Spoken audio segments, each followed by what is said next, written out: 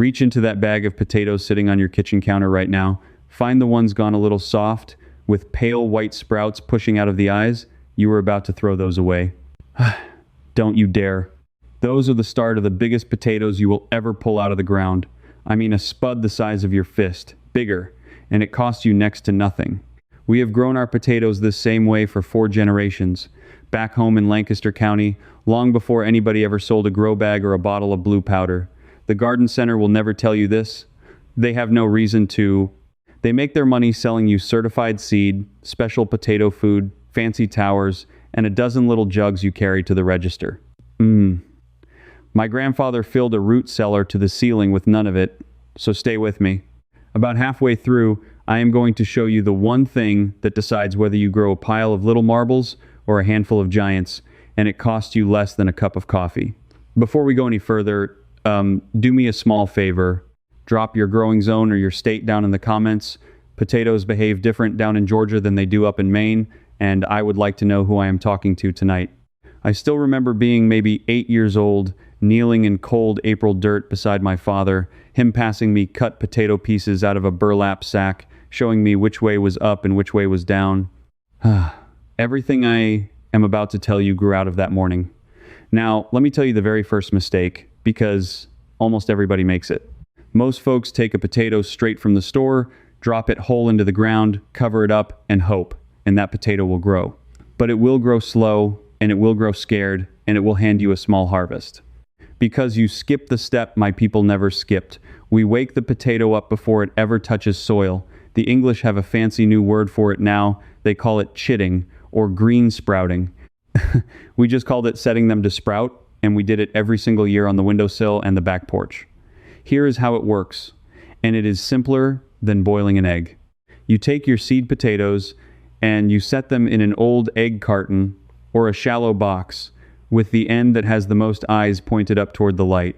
You want a cool, bright spot, not a warm, dark closet that makes long, white, spindly sprouts that snap right off. You want a room around 50 to 60 degrees with good light from a window. In 2 to 3 weeks, that potato grows short, thick, sturdy, green-purple sprouts, tough as a pencil stub. Now, here is why it matters. And here is the part the seed sellers would rather you not think too hard about. A potato is not really a seed at all. It is a storehouse. It is a pantry full of energy the plant packed away last summer.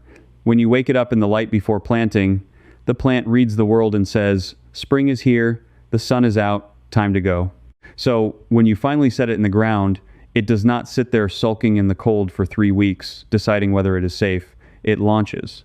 And this is not just old-time talk. If you want to go deeper into this kind of knowledge, I want to tell you about something before we move on.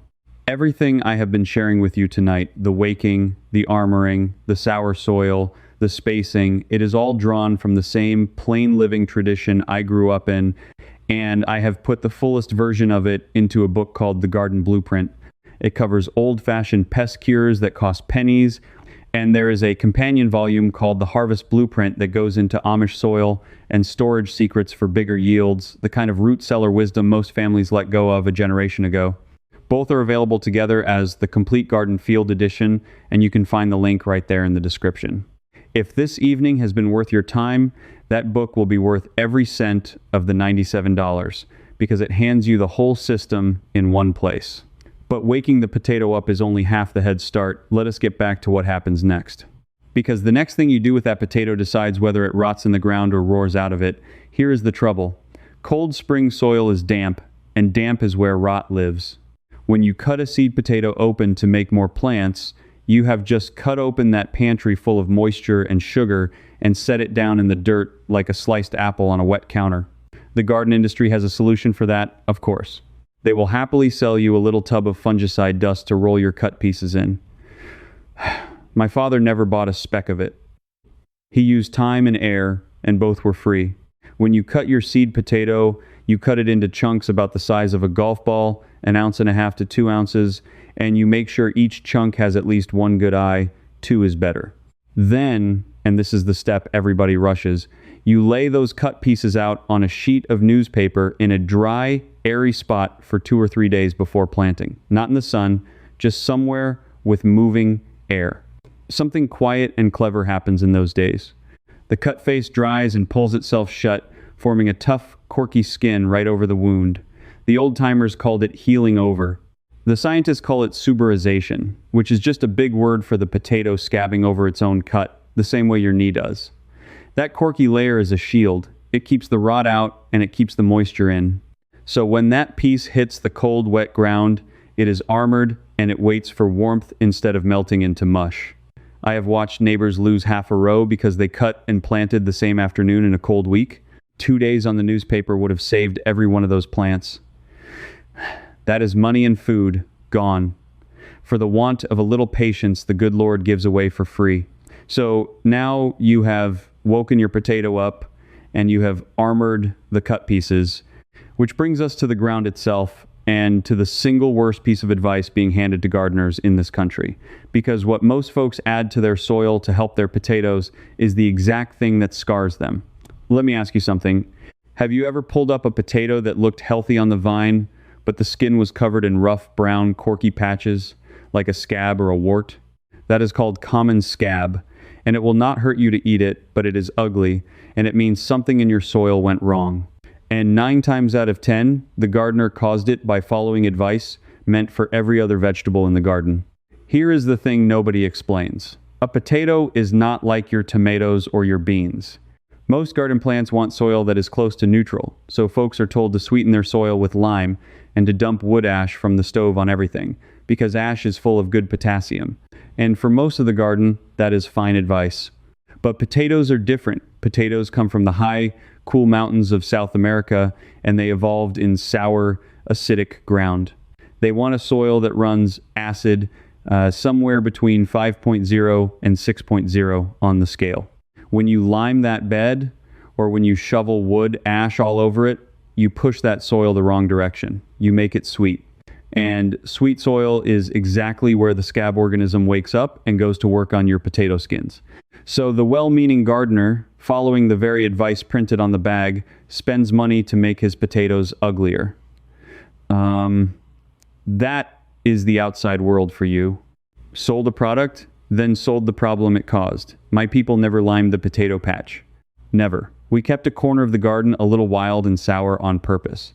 If your soil is too sweet and you have got scab every year, the cheap fix is right under your feet. A layer of pine needles worked in, your used coffee grounds, a little elemental sulfur, if you want to be precise. All of that gently sours the ground the way a potato likes it. And it costs you almost nothing, because most of it you would have thrown out anyway. Now, I told you potatoes love potassium, and they truly do. Potassium is the mineral that fills the tuber out, that turns a skinny little root into a heavy spud in your hand. But you do not need to buy a jug labeled potato food at $8 or $10 to give it to them. The plainest source we ever used was comfrey. It is a big leafy plant with deep roots that mine potassium out of the subsoil, and my grandmother grew a stand of it by the fence just for this. She would cut the leaves, wilt them a day, and lay them right down in the trench under the seed pieces. As those leaves rot, they feed potassium straight to the roots, slow and steady. If you have no comfrey, well-rotted manure or good compost does nearly the same job. The point is, the mineral that grows big potatoes has been free for as long as people have kept gardens. Somebody just figured out how to bottle it and put a price on it. So we have the potato awake, armored, and sitting in sour, well-fed ground. And this is right about where somebody watching says, well, that is all fine for a man tilling up a fresh new plot every spring, but my garden is old and settled, and I have been growing potatoes in the same tired bed for 15 years. What about me? I hear you, and I want to talk to you especially because you have got an advantage you do not even know about, and there is something you can do this very weekend without buying a single thing. If your ground is old and packed down hard, your potatoes are fighting the soil the whole way. A potato swells by pushing outward against the earth, and if that earth is heavy clay packed tight as a floor, the spud simply cannot get big. It stays cramped. This is why so many longtime gardeners quietly get smaller potatoes every year and blame the seed or the weather or their luck. You do not need a rototiller, and you do not need to start over. Here is the old fix. Instead of burying your potatoes down in that hard ground and fighting it, You plant them shallow, just an inch or two under, and then you build the soil up around them from above, loose and fluffy as they grow. We call it hilling, and every Amish garden you have ever driven past does it.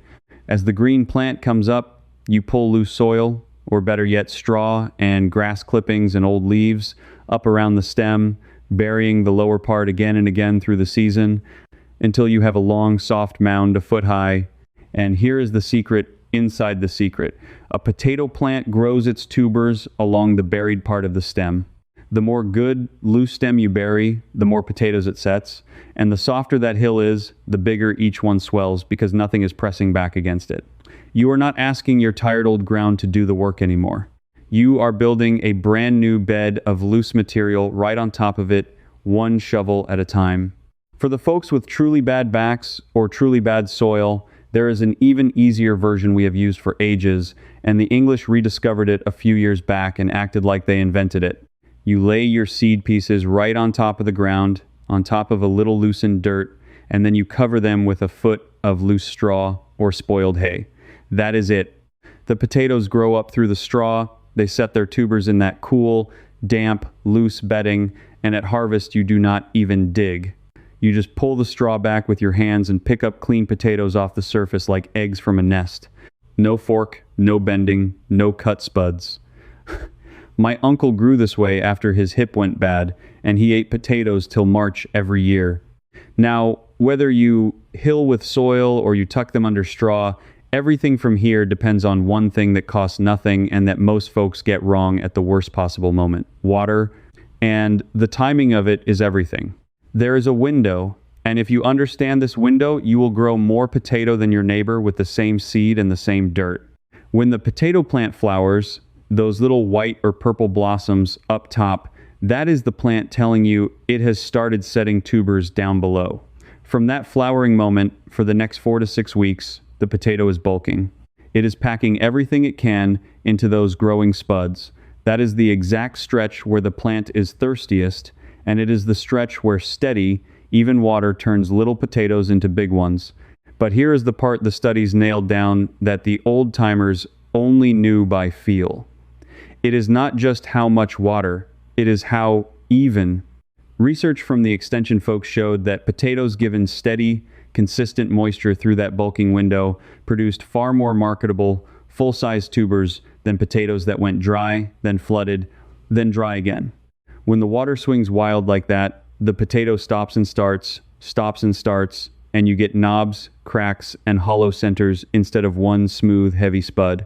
An inch to an inch and a half of water a week, steady, all through bulking. That is the whole trick. Not more, even. My grandfather never owned a rain gauge. He would push his thumb into the hill, and if it came out dry past the first knuckle, he watered, and if it came out cool and damp, he left it be. He watered in the morning so the leaves dried by night, because wet leaves overnight invite the blight. Simple, free. And it made the difference between a good year and a great one. So now you understand the awakening, the armor, the sour soil, the potassium, the hilling, and the even water. And most people who ever learn all of that will grow a perfectly good crop and be happy. But you did not click on this to grow a good crop. You clicked to grow giants. So let me give you the last thing, the thing I promised you at the start, the thing that decides whether you grow a bushel of marbles or a basket of monsters. And it is going to sound backward. Here it is. If you want bigger potatoes, plant fewer of them, farther apart, with fewer eyes on each piece. Now stay with me, because everything in you wants to do the opposite. Every instinct says, more eyes, more plants, more potatoes, pack that row tight and get all you can out of it. And that is exactly what most folks do, and it is exactly why their potatoes come out small. Think about it the way my father explained it to me in that field when I was a boy. A potato plant has only so much energy to give in one season. It gathers sunlight up top and it sends that energy down to fill the tubers. Now, if that one plant is trying to feed 12, 15, 20 little potatoes all fighting for the same energy, every one of them gets a small share. 20 mouths, one dinner. Everybody leaves hungry. But if that same plant is only feeding 5 or 6 potatoes, each one gets a feast. Same sunlight, same roots, same water, but split fewer ways, so each spud swells enormous. You control that split with 2 things. First, the eyes. When you cut your seed piece, If you leave just 1 or 2 eyes on each chunk instead of 4 or 5, you get fewer sprouts. And fewer sprouts means fewer tubers, which means each one grows bigger. Second, the spacing. Where the seed catalogs and the big growers tell you to plant your pieces close, maybe 8 or 10 inches apart to maximize the count, you do the opposite. You give each piece room. 12 inches apart, even 15 inches. So each plant commands a wide territory of soil and sun all to itself. And this is not a hunch. This is measured, and it has been measured for a very long time. The University of Maine, in potato country, ran the spacing trials, and they found the same thing our grandfathers found by hand. Close spacing gives you a higher count of small and medium potatoes. Wide spacing gives you fewer potatoes, but a far greater share of them come out large, the big bakers. It is right there in the numbers. Space says size, and crowding says small. You are not growing more or less potato overall. You are deciding what shape it comes in. Marbles or monsters. And here's the part that gave me a chill the first time I saw it written down. I went looking through the old agricultural records, the kind of thing you can still find if you dig, and there is a United States Department of Agriculture Farmer's Bulletin from the early 1900s, plain instructions written for ordinary farmers over a century ago, and it lays out this exact wisdom. Wider spacing and stronger single sprout sets for larger tubers. It was common, published government knowledge before the Second World War. My great-grandfather's generation grew by it, and then the outside world simply forgot. As the big commercial farms took over and got paid by the total ton, the whole system turned toward packing rows tight for maximum weight, small potato or large. It made no difference to a processing plant. So that is the advice that trickled down to the home gardener. The advice printed for a giant potato chip operation, handed to a man with a 20-foot backyard row who actually wanted big, beautiful bakers for his supper table. Nobody lied to you exactly. They just handed you the wrong instructions and never mentioned it, because a home gardener buying twice the seed potatoes to fill a crowded row is a better customer than one buying half as much and growing them right. We never got that message out on the plain farms, because we were not reading the seed company's row spacing off a bag. We were doing it the way it was shown to us, hand to hand, father to son, the way it worked in 1890 and the way it still works in your garden this spring. Fewer eyes, wider spacing, steady water through the flowering, and a hill of loose soil for the giants to swell into. Put those together, and I promise you, you will lift a potato out of that ground this fall, so big and so heavy, you will call somebody over just to see it. One plant will feed your whole family for a meal, and you will have spent almost nothing to do it. So let me leave you with this. For years, the outside world has been sold the idea that a good harvest comes in a bag off a shelf, that you need the special seed, the special food, the special tower, the special dust. And all along, the thing that actually grows a giant potato was never for sale, because you cannot put a price on patience, on sour ground, on a woke-up seed, on a wide space, and on a thumb pushed into the soil to see if it needs water. Those things were handed down for free, and somewhere along the way the outside world let go of them and got sold a substitute instead. You are the kind of person who refuses to keep overpaying for what nature and the old ways already give away. That is why you are still here at the end. You would rather know how a thing works than keep buying your way around not knowing. That is exactly how I was raised. So tell me down in the comments, and I truly want to read these. What is your growing zone or your state? And are you a hiller, or are you going to try the straw this year? Tell me plain. I answer the ones I can. And if you would like to keep learning things like this, the practical, plain living knowledge that most folks paid to forget, then subscribe and settle in with us. This is not about supporting a channel.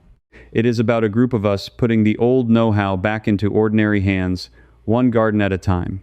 Next time, I am going to show you what my grandmother did to a bucket of these same potatoes to keep them firm and sprout-free in the cellar, clear through to spring, with no refrigerator, and one common thing she kept in the pantry. Most folks let half their harvest go soft by January. She never lost a one. I will show you how. If tonight was worth your time, stay one more minute. This video gave you the overview, but inside the Amish Field Circle, I walk you through the whole season-long potato method. And if a question comes up, you ask me, and I answer you myself. You won't be alone either. You belong here with fellow Old Ways growers. Just point your phone's camera at the code on the screen, and you can cancel anytime. If this helped you in the garden, do subscribe and stay right here with me. I have plenty more simple, old-fashioned growing tips waiting for you, so let's keep learning together.